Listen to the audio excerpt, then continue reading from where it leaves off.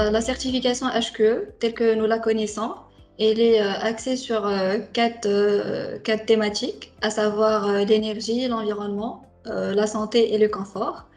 Et de par ces deux thématiques, santé et confort, elle permet d'orienter la conception des bâtiments vers une conception qui tienne compte des éléments qui permettent de limiter les risques et les impacts sur la santé et le confort. Par exemple, la qualité d'air intérieur, l'exposition aux ondes électromagnétiques, aux polluants intérieurs, etc. Ce qu'on remarque aussi aujourd'hui, c'est que les entreprises, pour être compétitives, elles cherchent des profils qui sont plus créatifs, qui sachent travailler en équipe. Et là, il devient important de penser à la qualité de vie au travail et d'anticiper le comportement des collaborateurs en phase d'exploitation. Et donc, ne pas se limiter seulement à la qualité intrinsèque des bâtiments.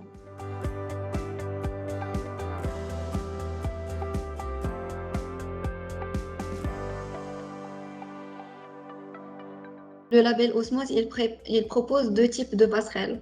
Donc, il y a des passerelles directement intégrées dans le référentiel Osmose, qui permettent de capitaliser sur les actions mises en place dans le cadre du référentiel HQE bâtiment durable. Et donc, il y a un nombre de points qui s'attribuent automatiquement sur la base de ce qui a été atteint au niveau de la certification HQE bâtiment durable. Et il y a un deuxième type de passerelle, c'est des passerelles indirectes. Et ce type-là de passerelle, c'est pour les anciennes versions des référentiels HQE, à savoir NF, HQE Construction et Rénovation 2015, et le HQE international. Et donc, à travers ces passerelles-là, le client ou bien le demandeur qui souhaite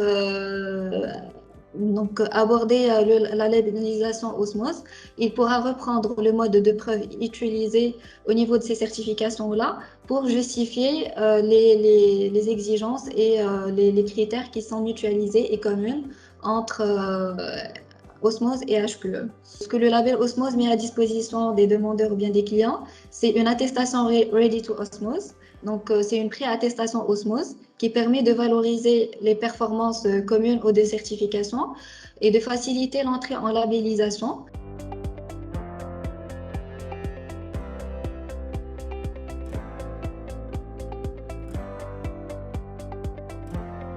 Aujourd'hui, avec la crise sanitaire, ce qu'on remarque, c'est que le bâtiment, il est maintenant perçu comme un refuge pour se protéger contre les crises sanitaires, contre les conditions climatiques extrêmes.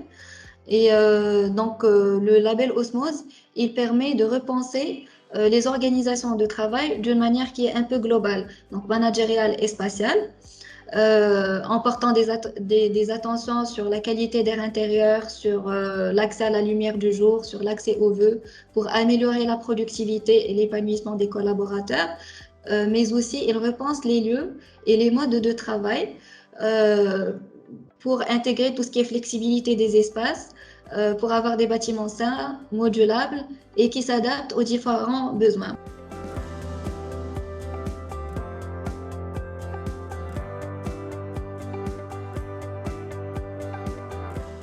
En étant moi-même référente HQE et référente Osmose en même temps, je pense que la formation référent à HQE permet d'avoir une vision qui est plus globale, qui est holistique du bâtiment et l'intégration et le comportement de l'usager au sein du bâtiment, et que la formation référent Osmose vient compléter ce petit manque au niveau de la certification HQE par tout ce qui est qualité de vie au travail, par tout ce qui est enjeux sociétaux, etc.